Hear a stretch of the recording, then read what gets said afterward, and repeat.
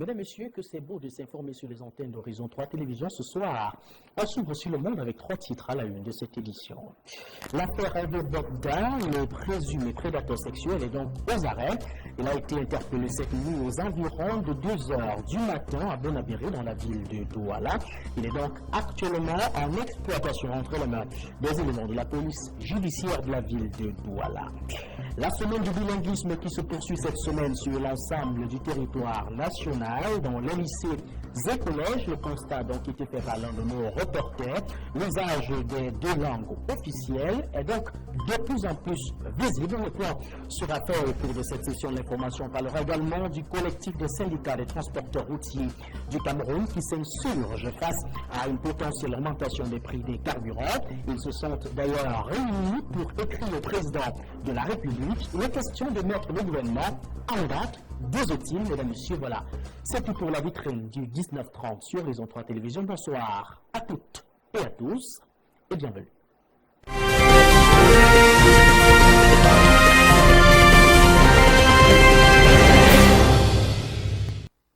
Et on disait en titre de ces journaux, l'affaire Hervé Bobda, le présumé prédateur sexuel, est donc aux arrêts.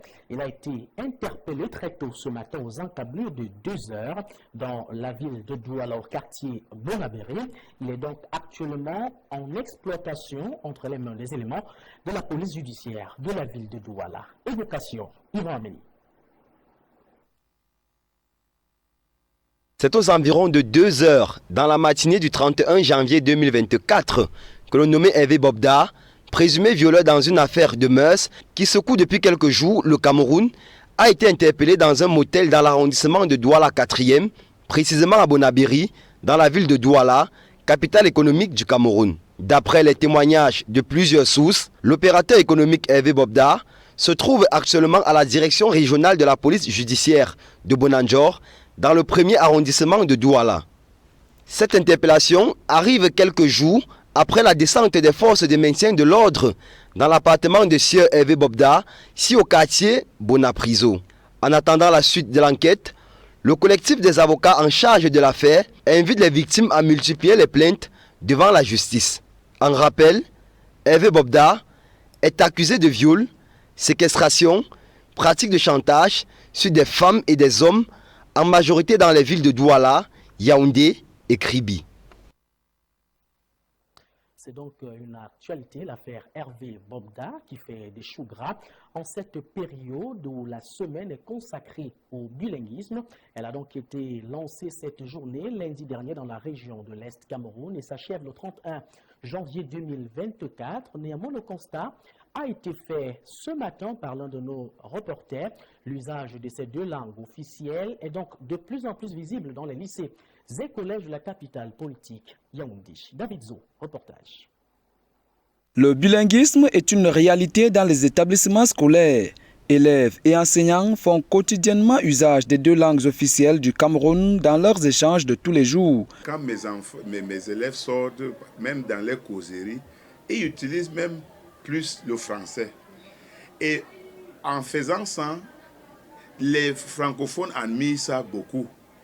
Et ils sont obligés maintenant de forcer de parler l'anglais. Dans les salles de classe, la consigne de Madame le ministre est scrupuleusement respectée dans ce collège d'enseignement secondaire. Le condensé des leçons dans l'une ou l'autre langue est systématique. À chaque moment, quand on finit le cours, avant la fin de chaque cours, on doit faire une synthèse dans l'autre langue. Et la majorité de nos enseignants, ils font ça. Parce qu'on vérifie ça, le principal vérifie ça quand nous sommes à l'Assemblée générale. Même si beaucoup reste à faire, il faut reconnaître que la pratique du bilinguisme a connu une évolution progressive au sein de la société camerounaise. L'État a beaucoup fait parce que l'État encourage donc que les gens utilisent ça, même dans les bureaux. En créant même la structure nationale pour le bilinguisme et le multiculturalisme, je pense que ça sensibilise encore plus en plus les Camerounais à utiliser les 2 langues. Au complexe scolaire adventiste d'Odja, comme ailleurs, le constat est le même. Le bilinguisme est une réalité et non un simple slogan dans les écoles du Cameroun.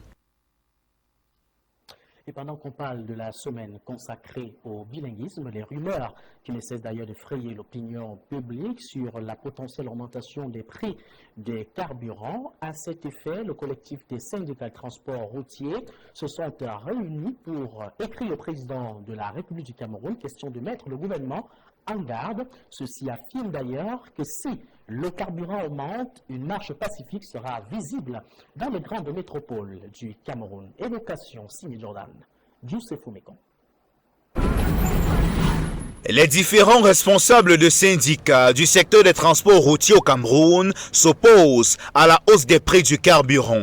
Dans une correspondance adressée au chef de l'État, le collectif des syndicats des transports routiers du Cameroun formule des attentes dans la perspective d'une suppression progressive de la subvention des prix du carburant. Ces syndicalistes considèrent le discours de fin d'année du chef de l'État et évoquent, pour justifier leur décision, le risque de perturbation du climat social au cas où l'augmentation des prix des carburants se ferait sans négociation préalable avec les syndicats. Jusqu'à présent, les autorités n'ont pas encore officiellement réagi à cette correspondance qui intervient à quelques heures de la hausse des prix du carburant annoncée par le chef de l'État le 31 décembre 2023. Cette subvention continue de peser significativement sur le trésor public.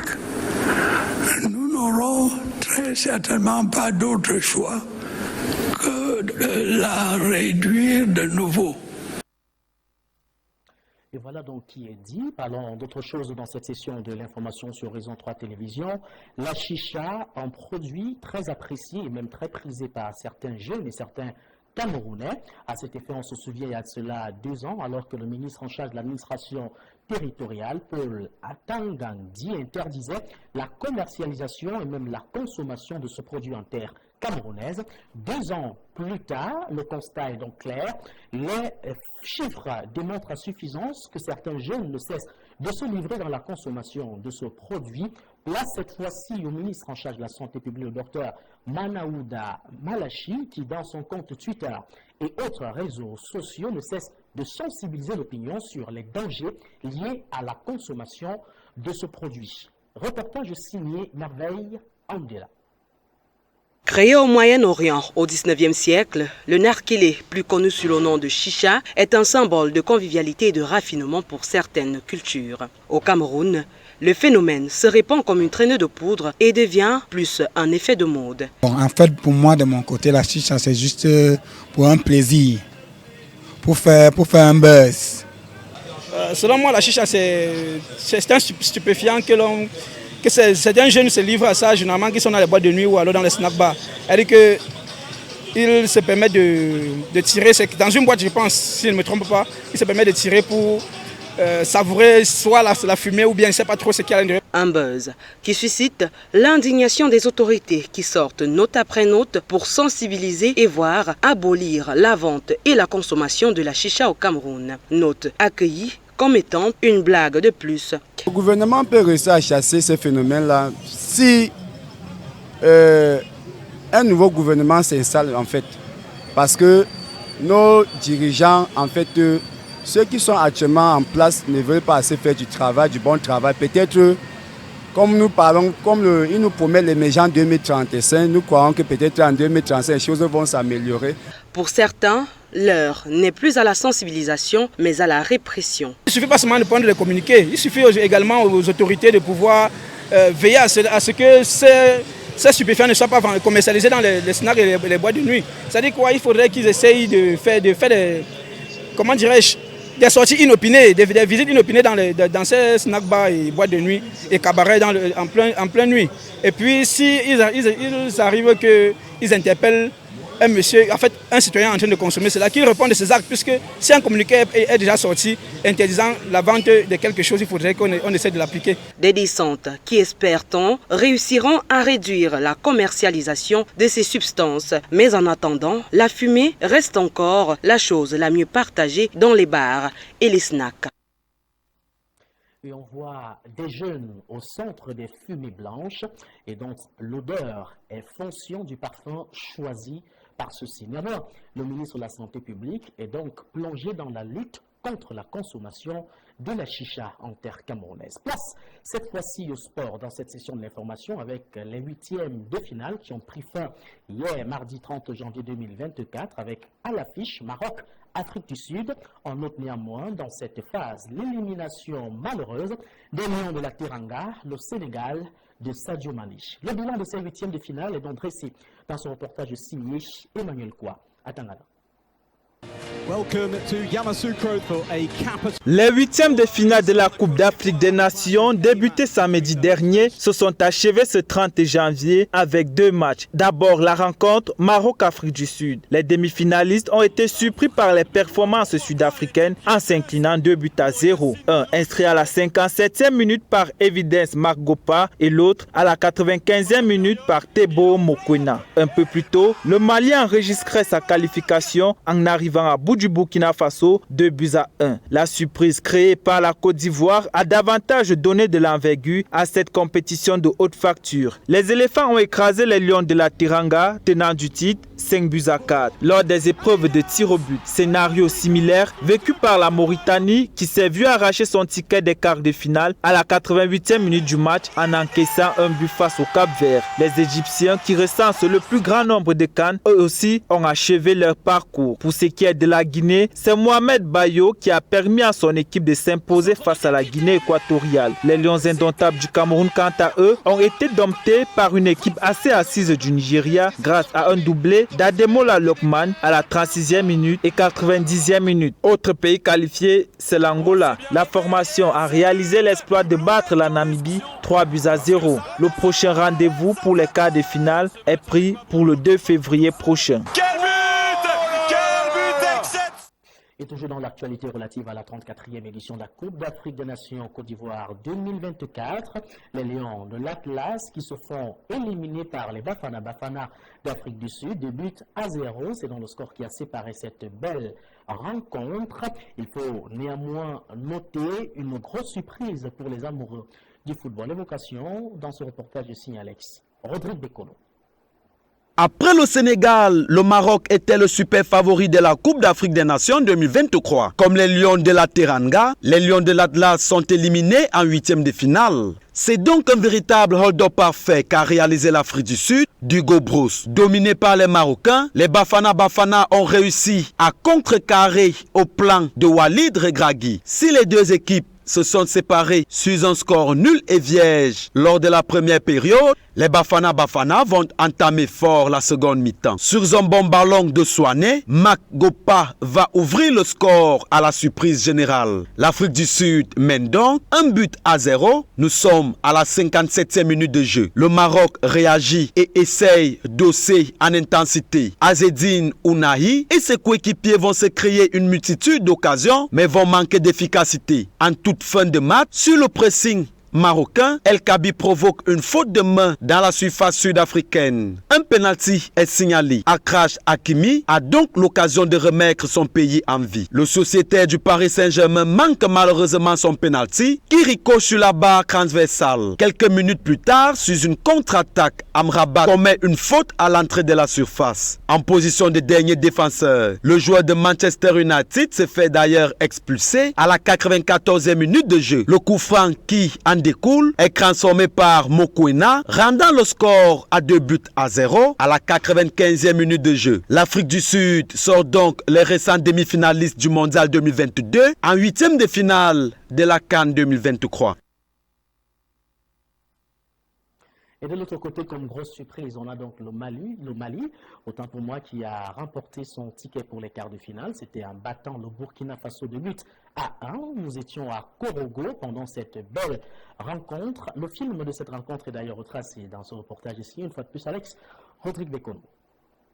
Le match a commencé sur les chapeaux de roue avec une occasion franche pour le Mali dès la 3e minute. Sur un centre de la droite, Aïdara a placé une tête qui a heurté le poteau du gardien burkinabé Kofi Hervé. Le ballon a rebondi sur Tapsoba qui a involontairement marqué contre son camp, offrant l'avantage aux Maliens, 1-0. Le Mali a continué à exercer une forte pression sur la défense adverse, multipliant les occasions par Sinayoko Kamara ou encore Koné. Le Burkina Faso a eu du mal à sortir de son camp, se contentant de quelques rares comptes, sans danger pour le portier malien Diarra. En seconde période, le scénario n'a pas changé et le Mali a rapidement doublé la mise. Sous une belle action collective, le capitaine Traoré a servi Sinayoko qui a ajusté Kofi d'une frappe croisée à ras de terre à la 47e minute, inscrivant le deuxième but, score de la partie, 2-0. Le Burkina Faso a alors tenté de réagir et a obtenu un penalty à la 65e minute de jeu suite à une faute de Diarra sur Konaté. Après consultation de la VAR, l'arbitre a confirmé sa décision et Traoré a pris ses responsabilités en crampant Diarra sur sa droite, score de la partie, 2-1. Les étalons ont poussé pour égaliser, mais se sont heurtés à une solide défense malienne qui a tenu bon jusqu'au coup de sifflet final. Le Mali a ainsi validé son ticket pour les quarts de finale où il retrouvera la Côte d'Ivoire pays hôte à Bouaké le 2 février prochain. Le Burkina Faso, quant à lui, quitte la compétition. Très belle fête de football africain qui se déroule donc en Côte d'Ivoire. Il faut noter que le Mali fera face aux éléphants de la Côte d'Ivoire en quart de finale. Actualité hors de nos frontières, on a le Niger, le Burkina Faso et même le Mali dirigés par des militaires qui ont eu accès au pouvoir par coup d'État. On se souvient, il y a donc quelques jours, ces chefs d'État de la transition ont annoncé leur retrait de la communauté économique des États de l'Afrique de l'Ouest. On souhaite comprendre quels sont les enjeux autour de cette décision. Une belle question qui trouve réponse dans ce reportage que signe Alexis Yakan. Le Niger, le Mali et le Burkina Faso, trois pays de l'Afrique de l'Ouest dirigés par des militaires arrivés au pouvoir après des coups d'État, ont annoncé dimanche dernier leur retrait de la communauté économique des États de l'Afrique centrale, la CEDEAO. Les relations tendues entre la CEDEAO et les trois pays ont conduit ces derniers à créer l'Alliance des États du Sahel, l'AES, qui prévoit de créer sa propre monnaie. La fermeture des frontières après les coups d'État a gravement impacté l'économie du Burkina Faso. Cela a été pire pour le Mali qui a subi des sanctions monétaires avec la fermeture des succursales de la Banque centrale des États de l'Afrique de l'Ouest, la BCEAO. Ces sanctions pénalisent la libre circulation des personnes et des biens, ce qui entrave l'intégration et donc les fondements même de la CEDEAO. La CEDEAO permet à 300 millions de personnes de voyager sans visa entre ces pays membres. En quittant l'organisation, ces trois pays réfractaires vont perdre le bénéfice de cette libre circulation et aussi un accès à l'océan. Même si les signatures d'accords bilatéraux entre voisins peuvent atténuer les effets du divorce, les tarifs douaniers pourraient par ailleurs augmenter et faire grimper les prix de certaines denrées expédiées par le Niger dans toute la région. Sur le plan sécuritaire, l'apport de la CEDEAO n'était véritablement pas visible sur les situations sécuritaires que vivent ces pays qui ont dû se tourner vers la Russie pour repousser les rebelles présents dans le Sahel. Pour le moment, l'Alliance des États de l'Afrique du Sahel, créée par ces trois pays, n'a encore suffisamment pas de poids pour prétendre se substituer à la CEDEAO. Mais avec la perte de l'influence de cette dernière et la propension des États d'Afrique à vouloir s'affranchir, cette alliance peut gagner du terrain et rallier d'autres membres. Les dirigeants des trois États mettent habilement en avant la défense de la souveraineté de leur pays et la fin de l'intervention avérée des puissances extérieures dans leurs affaires intérieures. Sur le plan international, les trois pays ayant rompu avec la France ont poussé les ambassadeurs et les forces françaises vers la sortie et se tournent politiquement et militairement vers la Russie qui s'installe à la place de la France dans le fauteuil du partenaire privilégié en termes de coopération économique, militaire et politique. Elle a récemment fourni gratuitement 25 000 tonnes de blé au Mali et au Burkina Faso. Fin décembre, elle a réouvert son ambassade à Ouagadougou près de 30 ans après sa fermeture. On pourrait juste craindre que ce retrait éloigne la perspective d'un retour des civils au pouvoir dans ces trois États, ce qui était un préalable pour la CEDEAO pour la levée des sanctions économiques. Les raisons de ce divorce qui sont bien comprises, telles que présentées dans ce reportage signé Alexis Yakan. Actualité hors de nos frontières. Cette fois, nous sommes au Sénégal avec Ousmane Sonko qui a donc enfin désigné son successeur pour les prochaines élections du 25 février 2024. Il faut donc dire Bassirou Diomaye Faye est donc le cheval blanc de cette figure politique sénégalaise. C'est une actualité parmi tant d'autres qui nous conduisent dans le round-up à l'international et qui porte la signature de Madeleine Bando. Au Sénégal, à un mois de la présidentielle, l'opposant Ousmane Sonko, emprisonné depuis 6 mois, a désigné son successeur. Dans une vidéo non datée, Sonko désigne son numéro 2, Bassirou Diomaye Faye, comme son remplaçant à la présidentielle sénégalaise du 25 février prochain. La candidature de Faye était déjà le plan B de Sonko et de son parti dissous, le PASTEF. Faye, lui aussi écroué depuis avril 2023, vient de voir sa candidature validée par le Conseil constitutionnel car contrairement à Sonko, il n'a pas été jugé et condamné. Le nouveau candidat a un parcours similaire à celui d'Ousmane Sonko. Il lui est reproché d'avoir critiqué les magistrats qui ont décidé de juger ce dernier. L'opposant, annoncé comme l'un des favoris de l'élection, a effectivement été écroué en juillet 2023 pour appel à insurrection, association de malfaiteurs en lien avec une entreprise terroriste et atteinte à la sûreté de l'État. Au Tchad, le président de transition Mahamat Idriss Déby a signé coup sur coup lundi et mardi 3 décrets portant nomination des membres du Conseil constitutionnel et de l'ANGE, l'agence de gestion des élections qui doivent encadrer les élections générales prévues avant octobre prochain. L'opposition est vent debout contre des institutions totalement dominées selon elle par l'ancien parti au pouvoir, le MPS, et ses alliés. Le gouvernement lui assure que les principaux opposants sont partie prenante de ce processus. Au Pakistan, la justice a condamné l'ancien premier ministre Imran Khan et l'ancien ministre des Affaires étrangères pour avoir rendu public un document secret connu sous le nom de Tip-Her. Imran Khan avait utilisé ce câble diplomatique pour accuser publiquement le gouvernement américain d'avoir œuvré en faveur de son éviction du pouvoir parce qu'il ne suivait pas la ligne des États-Unis sur le dossier ukrainien entre autres. Le verdict tombé ce mardi intervient à 9 jours seulement des élections législatives au Pakistan. Des élections auxquelles le PTI, le parti d'Imran Khan, ne peut pas participer sous cette bannière. Une décision sanction de la commission électorale indépendante qui a jugé que le mouvement n'avait pas respecté les délais de tenue d'élections internes au parti. Les candidats du PTI participeront aux élections législatives le 8 février prochain. Les membres chargés des élections présidentielles au Tchad sont connus. Ils ont été nommés il y a quelques heures seulement. Et c'est toute cette actualité que nous mettons un terme à cette autre session de l'information sur Horizon 3 Télévision. Mesdames et messieurs, merci de nous avoir regardés. Très bonne suite de programmes sur nos antennes. Et on ne le dira jamais assez, la connaissance reste le seul escalier qui vous conduira vers la richesse parce qu'il n'y a rien de spirituel dans la pauvreté. Bonne soirée à toutes et à tous et à demain jeudi 19h30.